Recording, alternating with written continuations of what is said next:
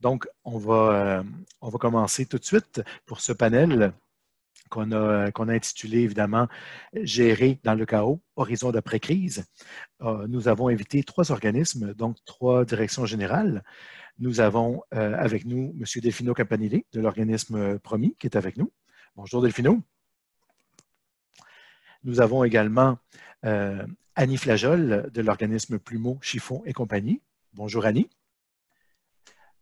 Là, vous voyez tout plein de gens.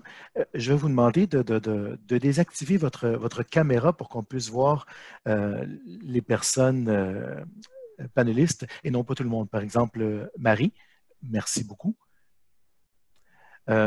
Et finalement, nous avons avec nous également M. Benoît de Perlongue de Cuisine collective Hochelaga Maisonneuve. Bonjour Benoît. Merci beaucoup à vous, à tous les 3 d'être avec nous. Donc, pour ce panel, qui est en fait la première activité de la programmation du Centre Saint-Pierre pour cette année, on y va virtuellement, surtout avec le code orange qu'on vient d'avoir. Hein. C'est ce qu'il y a de mieux à faire, une distance, mais nécessaire. Donc, ce qu'on vous propose aujourd'hui, c'est de parler du sujet qui nous concerne, mais avec les fameuses zones. Je ne peux pas parler pour tout le monde, mais moi, souvent en accompagnement, surtout en période de crise, on parle beaucoup des zones. La première, c'est la zone de confort dans laquelle on fait nos choses, on est habitué, on est bien et les choses roulent rondement. C'est le cas de le dire. Lorsqu'il arrive des situations comme la COVID-19, la première zone dans laquelle on est propulsé, je dirais, c'est une zone de peur. Même si ce n'est pas toujours la même chose pour tout le monde, ça vient débalancer les processus, ça vient débalancer la routine. Et donc, il y a des peurs normalement qui sont associées à ça. Suit la zone d'apprentissage. On se dit, bon, il faut aller au-delà de nos peurs puis voir qu'est-ce qu'on a à apprendre de la situation pour adapter nos pratiques. Et parfois, et c'est ce qu'on souhaite, il y a une zone de développement. Donc, non seulement on a fait des apprentissages, mais on est capable de se servir de la crise actuelle comme une occasion d'aller dans le sens d'une amélioration continue. Donc, c'est un petit peu comme ça qu'on a structuré la conversation, parce qu'on n'a pas demandé à nos panélistes de nous faire des conférences. On a demandé à nos panélistes d'accepter d'échanger donc leur réalité. Et donc, ça va plus prendre la forme d'une discussion, d'un dialogue que de quelque chose de magistral. Il n'y a personne qui a préparé de présentation PowerPoint ou quoi que ce soit. Et moi, si je partage ceci, c'est juste pour vous expliquer comment on a séparé un petit peu la discussion. Donc, si on parle de zone de confort, on va commencer par quelque chose de confortable, les présentations. Donc, on va demander à nos 3 panélistes de se présenter. Et si vous voulez bien, on va laisser l'honneur aux femmes. Donc, Annie Flajol de Chiffon, Plumeau et compagnie, je vous laisse la parole. Alors, bonjour à tous, ça me fait plaisir d'être ici avec vous. Le titre de la conférence, de la discussion Gérer dans le chaos m'interpellait quand même assez personnellement. Alors, Annie Flajol, je suis directrice générale de Plumeau, Chiffon et compagnie depuis une vingtaine d'années. Alors, je gère cette ESSAD-là. Plumeau, Chiffon et compagnie est une ESSAD, c'est-à-dire que c'est une entreprise d'économie sociale en aide à domicile. On fait partie d'un grand réseau, c'est-à-dire qu'il y en a 100 au Québec des ESSAD comme Plumeau, Chiffon et compagnie. Les ESSAD sont présentes dans les 17 régions administratives du Québec, là, et chaque CIS ou CIUS, réseau de la santé, est rattaché à une entreprise comme la nôtre. Plumeau, Chiffon et compagnie, ce qui est important de dire, c'est qu'on travaille en étroite collaboration avec une autre ESSAD qui s'appelle la Grande Vadrouille. C'est-à-dire qu'on a la même équipe administrative, les mêmes procédures, les mêmes politiques, puis on partage vraiment le personnel. La seule différence, c'est le territoire. C'est-à-dire que Plumeau, Chiffon et compagnie, on dessert le secteur du plateau Mont-Royal, Saint-Louis-Mylène, Centre-Ville, tandis que la Grande Vadrouille, c'est plus Côte-des-Neiges, Notre-Dame-de-Grâce, Mont-Royal, Outremont. Alors, c'est la seule différence entre les deux ESSAD. D'accord, juste le territoire. C'est ça, c'est juste le territoire. Alors, les services qu'on offre, c'est des services d'aide à domicile, hein, quand ça dit dans le site d'ESSAD. Alors, on offre des services d'entretien à domicile, de lessive, d'aide à la préparation de repas, de courses, accompagnement.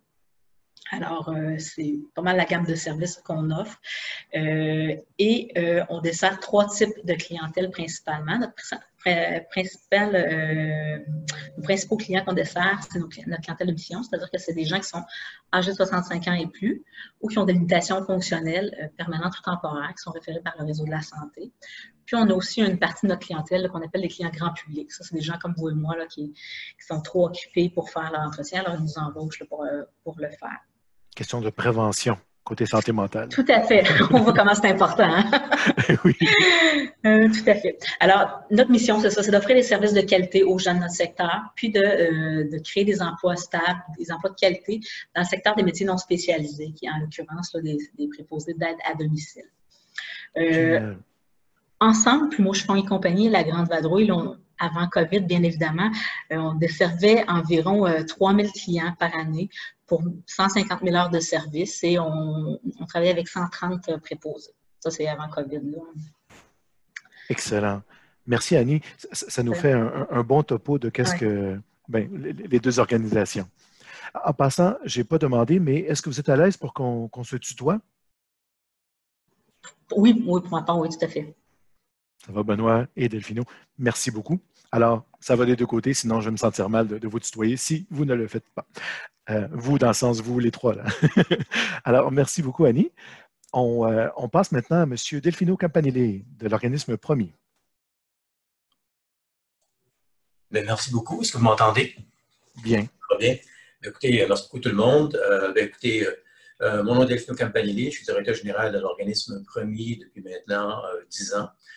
Promis est un organisme qui vient en aide aux personnes immigrantes et réfugiées sur la région de Montréal. Nous sommes situés à Côte-des-Neiges, mais nous desservons l'ensemble de la région. Nous sommes un organisme partenaire du ministère de l'Immigration, de la Francisation et de l'Intégration.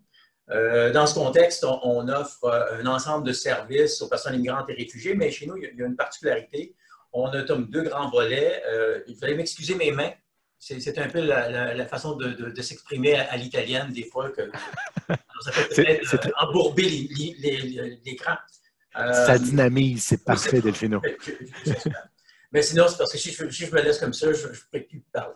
Alors, je disais qu'on a 2 grands volets à Promis. Un premier volet, c'est 7 services qui s'adressent directement aux personnes immigrantes et réfugiées, l'ensemble des statuts. Alors, ça va de l'accueil, installation, à la francisation, à l'aide à l'emploi. Nous avons un service de soutien aux familles qui peuvent vivre des problèmes un peu plus aigus. Nous avons aussi un soutien scolaire qui s'adresse exclusivement aux enfants issus de l'immigration. On travaille avec 13 écoles partenaires, primaires et secondaires dans ce cadre-là. Nous avons aussi un service collectif de sécurité alimentaire qui s'adresse aux mêmes familles. En passant, nous, notre clientèle est exclusivement des personnes immigrantes et réfugiés. Et ça inclut pour nous aussi les demandeurs d'asile en passant, même s'ils n'ont pas n'ont pas accès à tous les services qui sont soutenus par le gouvernement du Québec. Et alors ça, c'est le premier grand volet qui s'adresse à l'ensemble de notre clientèle. Nous avons un deuxième volet qui est un volet de résidence d'hébergement temporaire qui s'adresse aux femmes de 18 ans et plus. Nous avons 220 chambres et ça, c'est notre volet dans le fond plus économie sociale. Les autres services sont strictement soutenus par subvention, tandis que notre volet d'hébergement temporaire est soutenu par les revenus qu'on génère par les coûts des chambres, les loyers des chambres. Alors, dans ce contexte-là, nous avons 220 chambres, 200 qui sont réservées pour des personnes qui ont besoin d'avoir un hébergement un peu plus à long terme. Ça va de 3 mois, ça peut aller jusqu'à un cycle complet d'études parce que la grande majorité de nos utilisatrices de nos services d'hébergement sont des étudiantes étrangères avec un peu de résidentes permanentes. Alors, ça va de 3 mois, ça peut aller jusqu'à 4 ans. C'est complet d'études, mais ce n'est pas du logement permanent sur les voies du Québec. Et nous avons aussi un volet de 20 chambres qui, dans le fond, c'est attitré à l'hôtellerie pour femmes d'ici et d'ailleurs. Et c'est en lien avec une accréditation que nous avons avec la Corporation de l'industrie touristique du Québec. Alors ça, c'est les 2 grands volets. Et nous venons en aide... Qu'est-ce que tu veux dire par ces 20 autres chambres? Parce que nous avons 220 chambres, 200 qui sont dans le contexte plus pour la clientèle, je dirais, étudiante étrangère, résidents permanents qui ont besoin de 3 mois ou jusqu'à quelques années. Mais nous avons 20 chambres qui sont attitrées à la fonction hôtellerie, c'est-à-dire pour des nuitées. avec une qualification qui est différente. Oui, pour monsieur et madame tout le monde à ce moment-là. Ben, c'est des femmes encore de 18 ans et plus, mais pas nécessairement limitées à des femmes qui sont issues d'immigration dans ce contexte-là, parce que c'est des gens qui ont besoin d'une chambre pour des activités qu'ils vont faire à Montréal ou dans le contexte. Ça fait des touristes, ça fait des gens qui viennent des régions ou des Montréalaises elles-mêmes qui ont besoin d'une chambre pour un moment donné. Alors, ça, c'est le deuxième grand volet. Et pour l'ensemble de nos opérations, nous venons en aide ou nous intervenons avec entre 5 000 et 6 000 personnes par année, dépendant de l'année. Et je pense que ça fait le tour pour le moment. Je pourrais peut-être aller plus dans le contexte des détails par la suite. Oui, c'est parfait. Avoir une idée globale. Donc, pour l'organisme Cuisine Collective Hochelaga-Maisonneuve, on passe à Benoît. Bonjour, Benoît. Bonjour, je vous remercie, Monsieur Soto.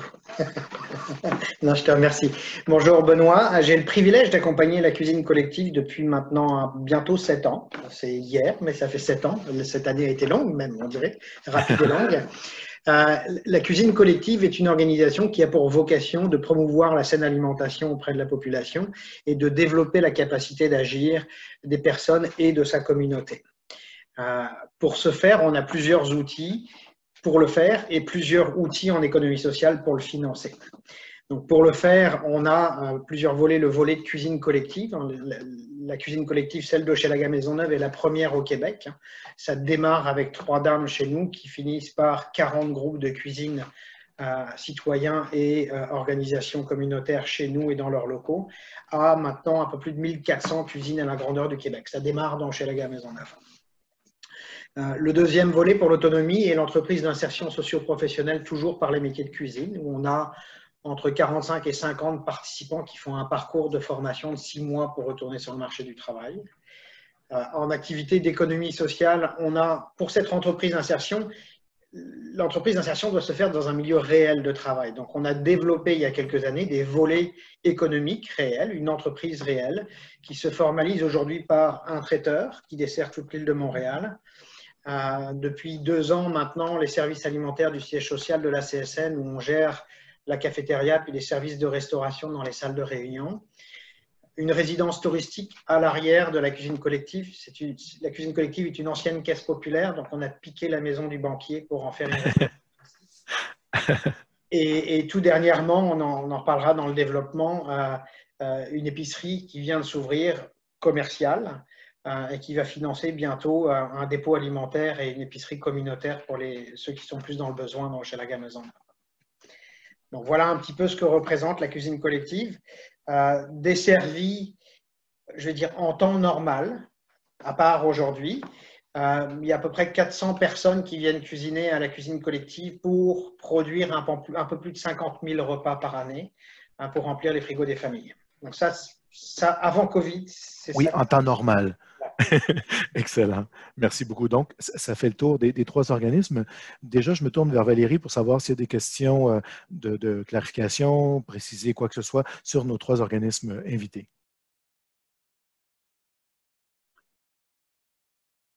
On a lu sur tes lèvres, pas encore. Il n'y a pas encore de questions. Si vous en avez, n'hésitez pas à m'écrire, je les prends en note et puis on va pouvoir les relayer au groupe. Donc, je vous invite à le faire. Ça va enrichir. Par clavardage, hein? Exactement. Sur le chat. C'est ce que je regarde présentement. Merci beaucoup, Valérie. Excellent. Donc, merci à tous les 3 d'avoir présenté votre ressource. Donc, maintenant, si on continue avec la prochaine zone, là, c'est l'impact, justement. Je l'ai mis au singulier, mais j'aurais pu mettre un gros S pour impact de la COVID. Donc là, si vous voulez bien, on va y aller à l'envers, c'est-à-dire Benoît, Delphino et Annie. Comme ça, on change l'ordre. Donc, tantôt, tu nous disais qu'en temps normal, Benoît, tu nous as dépeint la situation. Comment la COVID vous a affecté? Dès le 15 mars, on s'est retrouvé à avoir l'intégralité de nos activités économiques qui se sont arrêtées du jour au lendemain. Donc, l'ensemble des 200 couverts par jour à la CSN se sont arrêtés net. On a eu en l'espace de 48 heures à peu près 90 contrats traiteurs qui se sont annulés sur la semaine en cours. Donc, on a compris que tout le reste s'annulait aussi. La résidence touristique s'est retrouvée fermée également. l'ensemble des groupes de cuisine collective se sont trouvés interdits d'accès aux cuisines à l'interne. Donc, dans l'immédiat, dès la semaine qui a suivi, ça a représenté à peu près 60 personnes qui sont parties au chômage du jour au lendemain. On n'était plus que 6 en activité. Donc ça, c'est la réalité au lendemain, le 15 mars.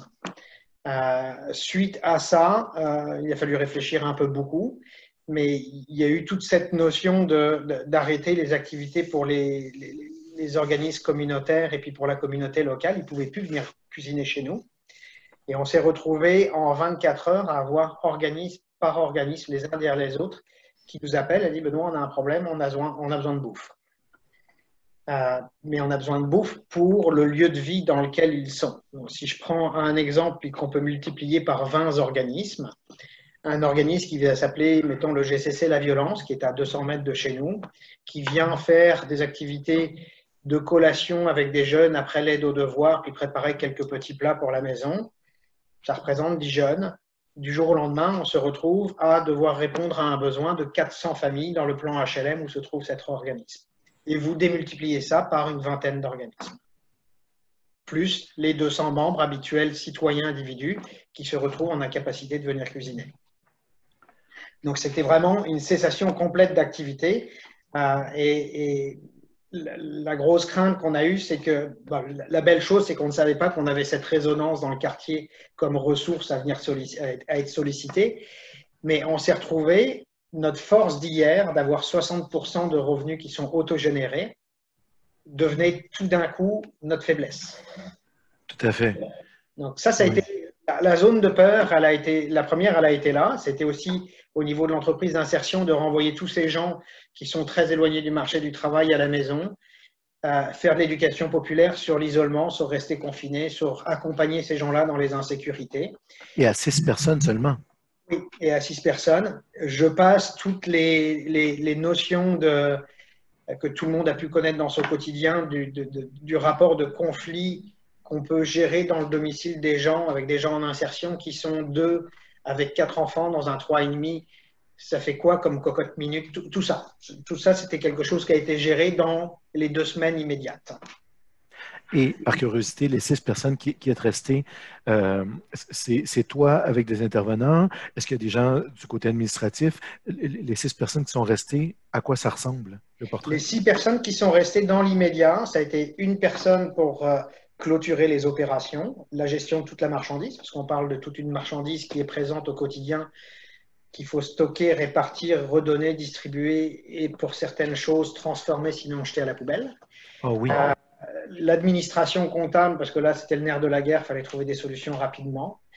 Moi et les intervenantes socioprofessionnelles. Donc ça a été vraiment le squelette du premier cercle d'intervention globale sur l'organisation. Génial. Merci beaucoup. Je voulais avoir un portrait. Qu'est-ce que ça représentait et pour qui? Génial. Puis en finale, puis ça, on tombera dans l'autre zone d'après, mais en concret, entre le 15 mars et aujourd'hui, pour la cuisine, ça représente à peu près une perte de 750 000 $ de chiffre d'affaires. Sur un budget total de, si c'est pas trop indiscret, 2,4 millions. Quelle proportion? D'accord. D'accord. On voit la proportion. De nouveau, Valérie, est-ce qu'il y a des questions? Toujours pas. Je vous attends avec impatience. Pas de problème. Mais en même temps, c'est clair. Alors, c'est signe. Merci beaucoup, Benoît. Donc, on continue avec Delphino. Comment ça s'est passé, vous? Comment la COVID-19 vous a impacté de votre côté? Ben, effectivement, ça a été peut-être moins sévère que ce que Benoît a vécu avec les cuisines collectives, mais on a quand même eu un déplacement d'opérations important pendant la période. Ça a commencé pour nous, dans le fond, le 18 mars, où une partie de notre... Nous, on est 41 ici, alors il y a 28 personnes qui sont allées en télétravail. Tous les services individuels qui sont accordés aux personnes immigrantes ont été replacés à la maison, à domicile, assez rapidement, mais avec un peu le cadre technique qu'on a pu fournir aussi rapidement. Deuxièmement, nous, on a maintenu quand même des services essentiels sur place pour notre résidence, parce qu'on avait encore, à ce moment-là, à peu près 185 femmes qui habitaient encore avec nous, qui ont quitté par la suite, mais ça, j'y reviendrai. Alors, il y avait quand même une crainte aussi de s'assurer qu'on avait toutes les mesures en place avec des services essentiels pour assurer que la résidence ne devenait pas un vecteur d'éclosion non plus de la COVID. Et heureusement, on a eu une douzaine de personnes qui ont été testées, mais toutes négatives à date. On est très heureux par rapport à ça. On touche du bois. Oui, effectivement. Mais on ne pouvait pas, on a gelé nos opérations. Il y avait pour des personnes qui nous quittaient, on n'allait pas remplacer ces personnes-là avec des nouvelles résidences. Il faut dire que notre partie résidence, pas hôtel, mais résidence, on avait un taux d'occupation de 95% pré-COVID. On a vécu quand même une baisse importante depuis. On est à peu près à 75% maintenant parce qu'il y a encore des dames qui restent avec nous, mais il y a besoin de remonter la pente. Notre secteur hôtel, même si c'est juste 20 chambres... Attends, Delphino, qu'est-ce que tu entends par besoin de remonter la pente? C'est-à-dire qu'il y a encore un besoin pour des personnes qui cherchent des chambres à plus long terme. Alors, il faut juste voir de quelle façon on va ajuster notre approche de promotion par rapport à la clientèle, parce qu'il y a comme des ajustements au modèle d'affaires, mais ça, on pourrait en parler peut-être dans la période apprentissage ou les ajustements qu'on a dû faire. Mais comme alors, il y a eu quand même une baisse à travers le temps, mais on a maintenu pendant la période qu'on était dans notre zone de peur, anxiété aiguë, de s'assurer quand même qu'il y avait des services essentiels. Et nous, ça veut dire qu'on donne des services pour la résidence qui sont 24 heures, 7 jours semaine, avec une sécurité, une garde de sécurité la nuit, mais des réceptionnistes sur place de 7 heures le matin à 11 heures le soir, et une équipe de soutien à l'hébergement qui inclut la direction du service d'hébergement 5 jours semaine, 35 heures. Et tous ces gens-là étaient en place quand même. On était maintenus de le faire avec des ententes. Il faut dire aussi qu'on est un milieu syndiqué. Il a fallu quand même que nos plans soient présentés à 2 unités syndicales pour s'assurer qu'on pouvait rouler dans le contexte. Et on essaie de s'assurer aussi que pendant cette période-là, qu'on couvrait à travers notre équipe de gestionnaires un soutien sur les 7 jours. Alors, on avait des horaires qui étaient différents. Alors, ça nous a permis quand même d'être directement en lien avec l'ensemble de nos opérations sur 7 jours, surtout pour la partie résidence, qui est quand même importante pour nous. Pour les services qui ont été déplacés à domicile, bien sûr, il y a eu un ralentissement avec la clientèle elle-même, qui faut essayer de rebrancher à travers soit vidéoconférence, courriel, téléphone, tous les moyens pour les rejoindre à distance. Ça a causé quand même, je ne dirais pas une brisure, une rupture complète, mais c'est un ralentissement et s'assurer que les gens reprenaient contact. Parce que même malgré le fait qu'il y a eu la COVID, les besoins n'ont pas disparu non plus.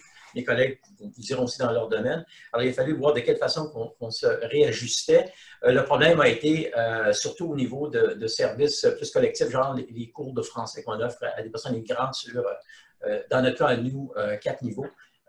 Comment se repositionner par rapport à ça, parce qu'il y a eu une période, effectivement, qu'on ne pouvait pas maintenir le service, mais il a fallu repositionner les choses par la suite à distance. Alors, ça a eu quand même un impact majeur comme pour mes collègues et tout le monde qui a vécu ça à travers ça, des services qui ont été quand même ébranlés par la situation. Et on s'est organisé comme ça pendant la période. Il faut dire qu'il y a comme 2 grandes étapes pour nous. Il y a eu parce que le télétravail a commencé le 18 mars, que les gens après on s'est organisé avec nos techniciens, on s'est organisé avec notre monde, on a été capable de les déplacer, puis s'assurer qu'ils étaient tous branchés sur nos réseaux centraux au travail. Alors, entre le 18 mars et le 15 juin, parce que le 15 juin, après discussion interne, et aussi avec notre partenaire principal, le MIFI, mais aussi Emploi-Québec, on a commencé à réintégrer les lieux chez nous à partir du 15 juin. Sur l'ensemble de mon personnel est revenu en 2 vagues, 15 juin et 22 juin. Il n'y a pas eu de clientèle sur place. Tout le monde travaillait à partir de leurs équipements au bureau à distance avec la clientèle, mais ils étaient tous sur place. Et la clientèle, elle a commencé à revenir tranquillement parce qu'on a contrôlé le rythme de réintégration à partir de la fin du mois de juillet. On a eu comme un bon mois pour s'organiser par rapport à ça. Et aussi dissiper la peur, travailler avec nos personnes sur place pour s'assurer qu'ils n'étaient pas à risque. Et on s'est équipé avec des moyens de désinfection, des écrans plexiglas dans tous les bureaux, gants, masques. Alors, ça a été quand même, à ce niveau-là, des dépenses supplémentaires importantes, mais importantes à faire aussi pour assurer la sécurité à la fois de notre personnel, mais aussi par la suite la clientèle qui a commencé à réintégrer nos services. Alors, pour la résidence, on est en train de, comme je dis, de réouvrir. On a réouvert à partir de la mi-juin aussi pour commencer à réintégrer tranquillement des personnes. Mais le secteur hôtel, qui en ce moment est complètement fermé encore, pour nous, c'est quand même une perte importante de revenus. Oui, parce que c'est 20 chambres, mais à un taux plus haut. Ben, c'est ça. Sur une année, ça peut nous rapporter 200 250 000 $. Ça dépend de l'utilisation. Là, on est à 100% zéro revenu pour un gros manque à gagner. Là, oui, c'est ça. Alors, c'est un impact à ce niveau-là majeur pour nous. Alors, je ne sais pas, je vais arrêter là parce que sinon, on peut continuer pendant des heures de temps. Non, c'est un topo très clair. De nouveau, je me tourne vers Valérie pour savoir s'il y a des questions. Non, ça va. Parfait. En passant, vous remarquerez que j'ai enlevé le partage d'écran. Mais ce que j'aurais dû expliquer dès le départ, c'est que même si je partage l'écran, vous pouvez vous-même, avec les commandes, inverser. Vous pouvez voir la personne qui parle plus grande et en mortaise ce qu'il y a sur PowerPoint, ou le contraire. Vous pouvez aussi sélectionner en anglais, c'est Speaker View ou mode présentateur pour que la personne qui parle soit la seule sur votre écran et les autres en petit. En tout cas, il y a plusieurs fonctionnalités sur Zoom, mais j'ai présumé, on dit qu'il ne faut pas présumer dans notre métier, bon, mais j'ai présumé que vu que ça fait des mois qu'on est sur Zoom, qu'on était plus ou moins habitué, mais là, je me suis dit non, ne présume pas, Manuel, prends juste le temps d'inviter les gens à jouer avec leur mode de présentation. Mais là, peut-être juste un dernier point rapide avant que je passe la parole à Annie. Parce que je ne veux pas nécessairement dire qu'on était. La situation, moi, je pense, était plus serrée pour les gens qui sont à 100% dans l'économie sociale, à 100% de la génération des revenus avec peu de subventions. Dans notre cas, tous nos services qui ont été déplacés à télétravail ont été maintenus à 100% les subventions. Tous nos services principaux aux personnes immigrantes n'ont pas été touchés. On verra l'année prochaine s'il y a des ajustements à cause qu'on a des cibles à atteindre et le financement est en fonction des cibles, on verra. Mais c'était juste la partie qui était plus hôtel, qui était plus touchée. Alors pour nous, c'est une partie des opérations, mais pas l'ensemble des opérations. On est peut-être un petit peu plus chanceux que d'autres dans ce contexte. Et est-ce qu'il y a eu des gens qui ont dû être remerciés ou tout ça? C'est la dernière partie que je voulais savoir. Bien, là, avec, je pense qu'on était, je pense, avec notre personnel assez bien, chanceux aussi. Il y a une seule personne qui a été mise à pied dans notre service d'administration sur l'ensemble des personnes. Alors, c'était contrôlé et là, on essaie la personne, elle effectue un retour aux études. Cette personne-là ne pourra pas revenir, mais le poste, lui, on va le réouvrir durant l'automne. D'accord. Merci. Merci beaucoup, Delphino. Alors, on passe à Annie. Rebonjour, Annie. Rebonjour. Alors, nous, on est une entreprise de services. Alors, c'est ça, des services, puis on œuvre auprès des personnes qui sont âgées, des personnes qui sont vulnérables encore plus en situation de COVID. Alors, c'est sûr qu'il y a des impacts, on en a eu beaucoup. Rapidement, au début de la crise, nous, on a une consigne ministérielle à l'effet qu'on devait maintenir seulement les services qui sont absolument essentiels auprès de notre clientèle. Et la première définition de service essentiel telle qu'elle était véhiculée excluait l'entretien ménager des services essentiels, ce qui représente pour nous très peu de nos services qui étaient considérés essentiels. Et comme on avait le souci aussi de ne pas mettre les gens à risque, parce que bon, on a appris beaucoup depuis, mais à l'époque, il y a beaucoup de choses qu'on ne connaissait pas. Bien, on a suivi vraiment la directive à la lettre et on a arrêté la grande majorité de nos services. Je vous dirais qu'on a gardé environ 10% de notre volume d'affaires rapidement. C'est-à-dire qu'avant COVID, on avait environ 2800 heures de service par semaine. Après le COVID, pendant le COVID, au départ, on en avait à peu près 190 par semaine. Alors, 10% de notre volume d'affaires, on ne vend plus d'heures de service, donc ça implique des mises à pied temporaires aussi chez les employés. Je vous dirais, les 2-3 premières semaines, là, on s'est affairé à, d'une part, annuler les services, mais aussi faire les mises à pied parce qu'on ne voulait pas laisser nos employés un petit peu de façon à ce que Benoît a fait là, comme ça en leur donnant la consigne. Alors, ils ont accompagné beaucoup. On a essayé de trouver des ressources. Au départ, il y avait beaucoup d'informations aussi sur l'assurance emploi et tout ça. Fait qu'on essaie de les accompagner là-dedans. Alors, on est passé de 130 à 14 employés en l'espace de 2 semaines et demie environ. Wow. Ça fut très, très, très intense. Après ça, rapidement, la notion de service essentiel a lentement évolué. Je pense que les gens se sont rendus compte qu'il y avait des services que même si c'est juste l'entretien ménager pour certains, ça pouvait être essentiel dans certains cas. Alors là, on a pu reprendre certains services d'entretien ménager, en tout cas ceux qui mettaient en péril la santé et la sécurité de l'usager. C'est ça la définition. C'est sûr aussi qu'au Québec, cette définition-là là, a été interprétée de différentes façons. Mais nous, à Montréal, en zone chaude, vraiment, on l'a appliqué vraiment plus strictement peut-être que les autres régions. Puis concrètement, ça ressemble à quoi mettre la santé en danger? Peux-tu nous donner quelques exemples pour... Bien, il peut y avoir la santé ou l'intégrité. Ça peut être, par exemple, quelqu'un qui est incontinent. Donc, si on va pendant un certain temps sans faire de lessive, là, ça a des répercussions assez dommageables. Ou quelqu'un qui peut être à risque d'insalubrité. Si quelqu'un n'est pas capable du tout de faire son entretien, après peut-être 3 semaines, 1 mois, bien, ça commence à avoir des impacts sur la santé, entre autres. Là. C'est ce qui est arrivé aussi d'ailleurs, c'est qu'il y a des gens pour qui le service n'était pas essentiel au départ, mais après 3 semaines, 1 mois, ça devenait essentiel parce que la situation avait évolué. Oui, alors, ça s'est détérioré, donc. C'est ça. La situation s'est détériorée. Alors, on a repris. Alors, je vous dirais, à partir là, du début mai, on a repris nos services graduellement. On a commencé à rappeler les employés un par un. Et là, on s'est cogné le nez aussi à une difficulté qui était... les employés qu'on avait mis à pied ne voulaient pas revenir en grande majorité. Bon, il y avait beaucoup de phénomènes de peur. Sauf que nos préposés sont en transport en commun. On parlait beaucoup de transport en commun à l'époque et tout ça. Ils vont chez des gens âgés, tout ça. Alors, il y en a beaucoup qui ne voulaient pas revenir. Aussi rapidement, la PCU, la prestation canadienne d'urgence, est venue combler un manque. Alors, ce qui ça a fait en sorte qu'il y a certains préposés qui avaient plus de revenus. C'est ça, qui avaient plus de revenus sans travailler qu'en venant travailler. Il y a des gens aussi qui avaient des enfants d'âge scolaire qui étaient à la maison, qui ne pouvaient pas revenir, et des gens qui s'étaient retrouvés un autre emploi. Alors nous, ça a affecté beaucoup là, la disponibilité de nos ressources. Déjà, c'était un enjeu avant COVID. Les ressources humaines, là, ça a vraiment explosé là, pendant la pandémie. Mais on a quand même pu rappeler la majorité là, graduellement. Alors, mai, juin, juillet, jusqu'au mois d'août, où on a pu peut-être se stabiliser un peu et on a réussi à rappeler 75% de notre effectif. Alors, où là, on a trouvé une certaine stabilité. On sait que le 25% manquant ne reviendra pas. Ils ont quitté pour de bon. Il y en a aussi qui sont revenus plus tard, là, quand l'école aura commencé, des choses comme ça. Alors, là, on a comme une stabilité depuis août, qui est assez récente, là, qui est très fragile aussi, là, avec tout ce qui s'en vient en avant de nous. Mais alors, on a pu avoir 75% de nos ressources humaines et ça correspond environ aux besoins de la clientèle parce qu'il y a toujours des clients qui ne sont pas intéressés à revenir pour le moment puis à avoir des services pour le moment, soit qui sont capables de s'en passer, qui ont trouvé d'autres options, puis qui ont encore le phénomène de peur là, qui est très, très présent.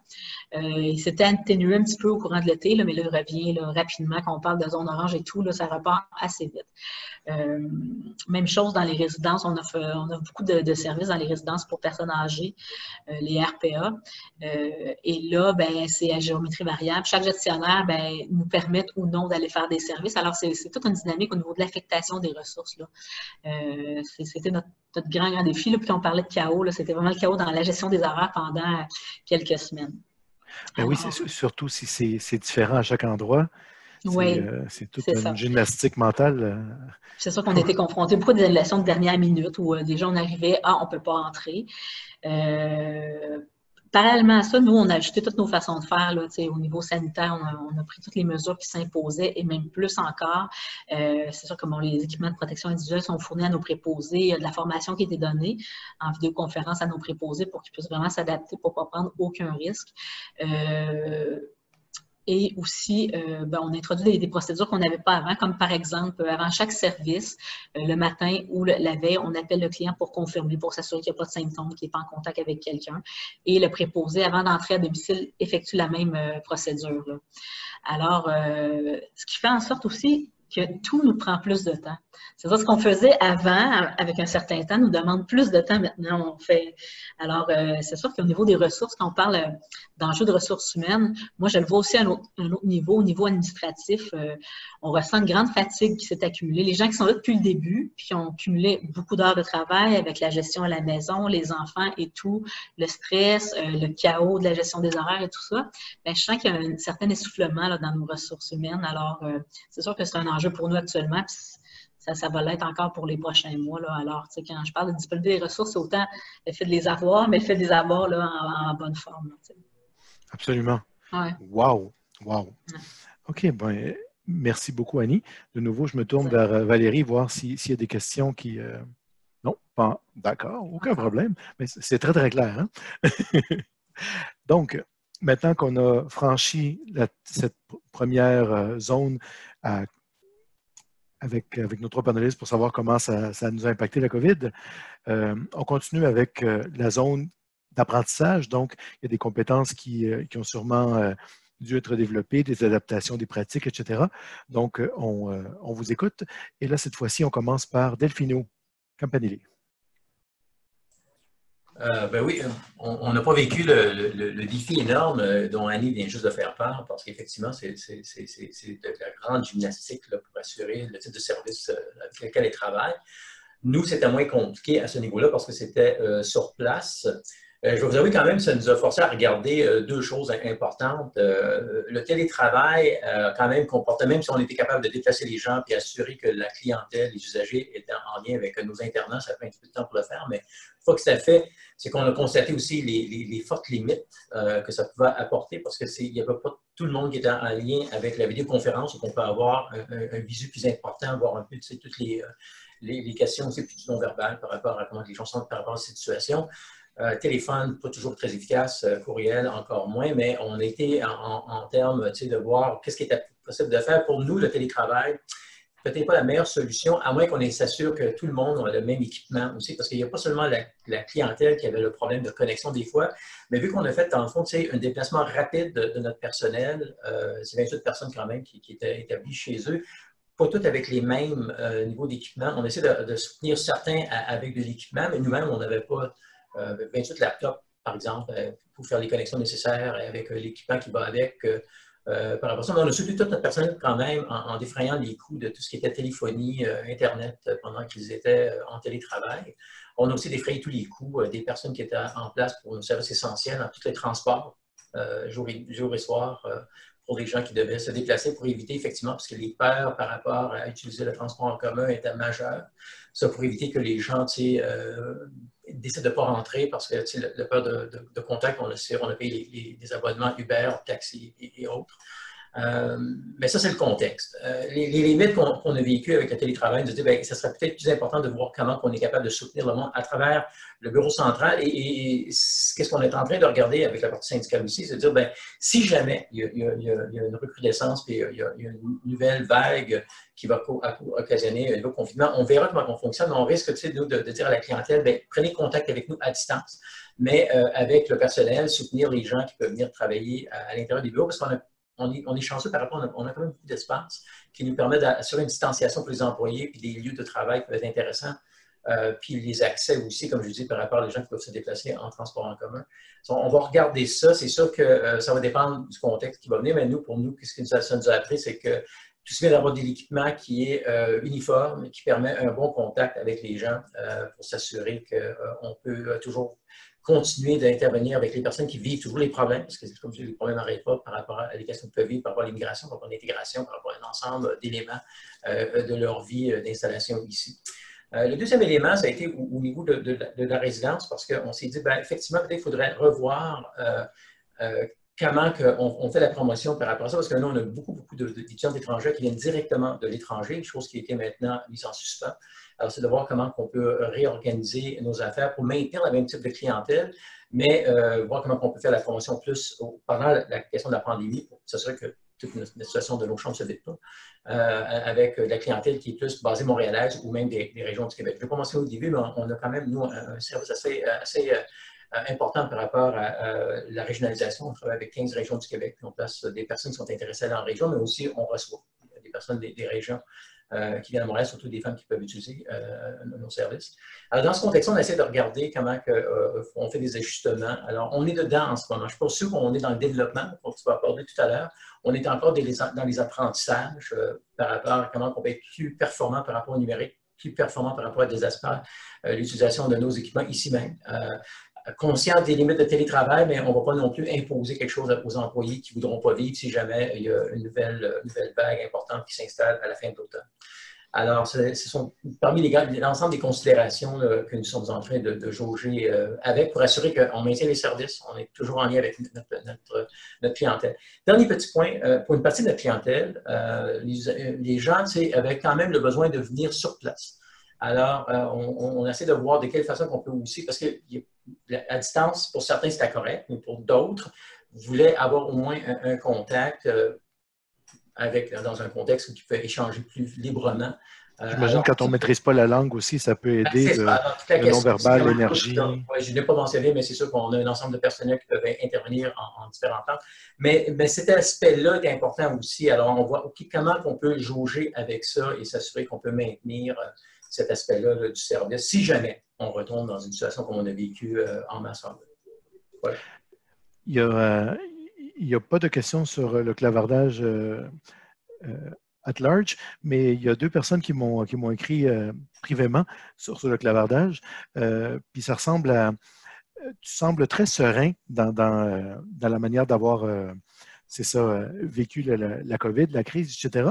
Mais est-ce qu'il y a eu un moment où tu as été plus décontenancé ou tu as su garder ta contenance tout au long de cette crise-là? Je ne suis pas reconnu comme un adepte de la pratique zen en général. Je vous dis que j'ai vécu maintenant, tu sais, avec le recul,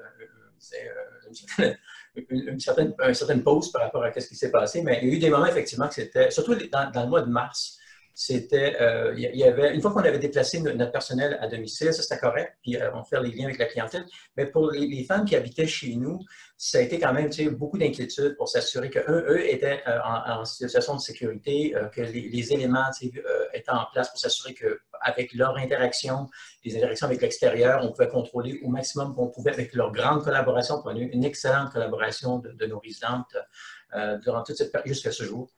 Mais c'était des grandes inquiétudes, voir un peu comment on pouvait fonctionner, parce que les gens à l'extérieur revenaient, il y avait des contacts avec... Il y a plein de facteurs que tu ne peux pas contrôler et tu dis, bon, il ne faudrait pas non plus que ça devienne une situation particulière. Je vais vous dire aussi qu'on a regardé des contingences particulières si jamais il y avait des éclosions à différents niveaux, plus limités. On pourrait utiliser nos chambres d'hôtel, plus grands, il faudra voir de quelle façon qu'on fonctionne. On avait des liens aussi directs avec le CIUS Centre-Ouest, CLC Côte-des-Neiges, si jamais il y avait des problématiques particulières. Alors, c'est sûr qu'on a regardé un ensemble d'éléments, puis à un moment donné, c'était effectivement un peu, c'était énervant sur le coup, mais avec le temps, effectivement, on était capable de gérer l'ensemble des choses, qui me permet d'aujourd'hui d'avoir l'apparence des plus sereins.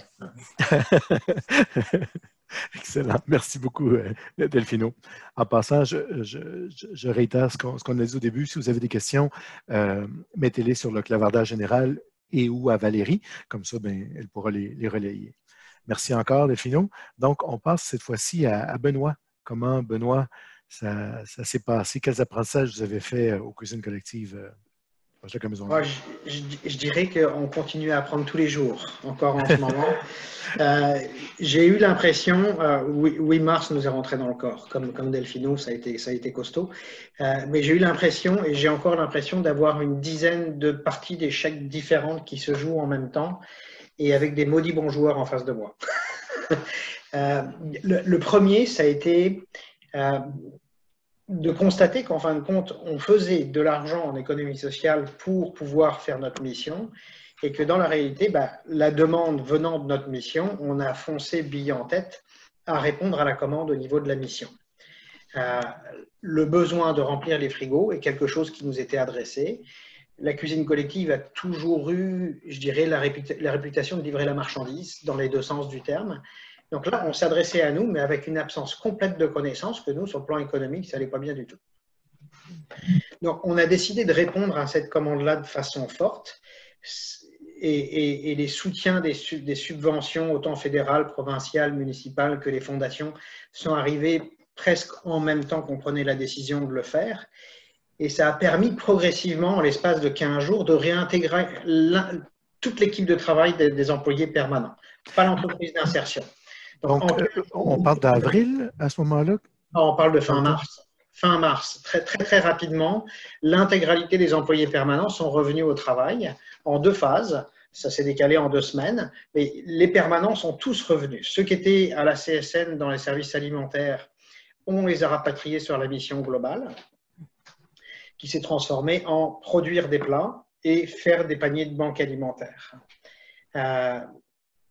On est très vite monté en puissance à de 2, 4, 6, 8, à aller jusqu'à 18 organismes communautaires où on dessert la bouffe dans les organismes communautaires, 11 HLM, puis 4 coops d'habitation fragiles où très très vite on est allé livrer la marchandise. l'enjeu que je n'ai pas vu arriver la première semaine, mais très vite sur la deuxième, c'est les insécurités au niveau de l'équipe de travail. La distanciation sociale, les marquages au sol, comment adapter notre bâtiment avec une vingtaine de personnes en production, parce que ceux qui étaient dans les bureaux n'étaient plus dans les bureaux, hein, on était sur le terrain. Donc, comment on rend convivial cette espèce de blocos qu'on fait pour que personne rentre et puis nous, on peut travailler de façon confortable. Mais à chaque fois qu'un employé revenait, l'espace se réduisait. Donc, on créait des insécurités complémentaires. Donc, ça a été de transformer les salles de formation en lieu de production, de changer nos cafétérias à faire venir des canapés pour que les employés permanents puissent se reposer. C'est vraiment de repenser notre bulle d'environnement de travail de A à Z et de façon très horizontale, puisque même l'équipe de direction était dans les opérations. Donc, il n'y avait plus de gestion hiérarchique du tout là-dedans, sauf dans l'aspect financier de la chose. Mais donc, c'était très collaboratif. Donc, c'était très fusionnel, ça l'est encore. Mais il fallait sécuriser le retour des employés. Derrière est venu ce qui arrivait aussi avec les participants, le décalage entre ceux qui ont repris le boulot au bout d'un mois versus leurs familles qui restent à la maison en confinement, les préoccupations dans les foyers qui ne sont pas les mêmes, des difficultés qui se rencontrent au niveau des foyers familiales dans nos employés permanents, résidence touristique qui ne servait plus du tout parce qu'elle était fermée, a servi comme soupape pour certains employés pour venir dormir une nuit ou deux pour pouvoir ventiler. Elle a servi également la maison Oxygène qui est un peu plus loin, qui est une résidence pour pères monoparentales qui font des processus de plusieurs mois de réintégration des papas avec leurs enfants, avaient besoin d'un lieu de confinement pendant 15 jours pour pouvoir intégrer les nouveaux papas dans les résidences. Donc, on a loué à bas coût notre résidence touristique dans un contexte différent. Donc ça, c'est le côté humain de la chose. Le deuxième volet, ça a été, c'est bien beau, on est rendu à distribuer tous ces organismes, c'est un peu plus de 6000 repas par semaine qui sortent, faut les livrer. Ça, c'est notre paire de manches. Et à ce moment-là, on a tout un regroupement de citoyens, les cyclistes solidaires qui sont venus dire on vient vous donner un coup de main. Donc, c'est une quarantaine de vélos, mais là, on est dans un mouvement citoyen. Donc, ce n'est pas des gens qu'on gère. C'est des gens qui ont envie de s'impliquer et il faut laisser l'espace à eux de pouvoir prendre leur empowerment et puis trouver leur dynamique qu'ils sont toujours en train de faire aujourd'hui. Donc, ça a été de s'arrimer avec leurs besoins, leurs capacités, leurs demandes pour réaliser qu'en fin de compte, les 8000 par semaine ou les 6000 par semaine, ils le livrent. Wow! Et ils étaient fidèles au poste, même si ça reposait sur une bonne volonté, ils étaient assidus dans leur présence et tout? Ils étaient très assidus et ils le sont encore. Et il y a des entreprises qui sont extraordinaires parce qu'il y a des entreprises, quand le confinement a commencé à s'arrêter, la distribution, on l'a fait le vendredi. Et il y a des entreprises qui, encore aujourd'hui, payent leurs employés en congé sur cette journée-là pour faire la distribution. Ah, c'est solidaire, c'est merveilleux. C'est extraordinaire. Super inspirant. Mais ça a été un mouvement qui nous a fait réaliser qu'en rouleau compresseur de faire ce qu'on faisait, on ne le faisait plus tout seul. On le faisait avec les citoyens. Un autre événement est venu se greffer sur l'importance qu'on était en train de faire. Quand il y a le Devoir est venu faire un article. Puis il devait passer une demi-heure avec moi. Puis au bout de 2 heures, il me dit je crois que je vais passer la journée avec les vélos, je veux voir. J'ai dit venez avec moi, parce qu'il n'y avait pas de vélo. Donc je l'ai pris en voiture. Puis on va aller dans un point de livraison, dans un HLM. Et puis vous allez voir la réalité quand c'est rendu de l'autre bord. Et je le laisse avec l'équipe de l'organisme.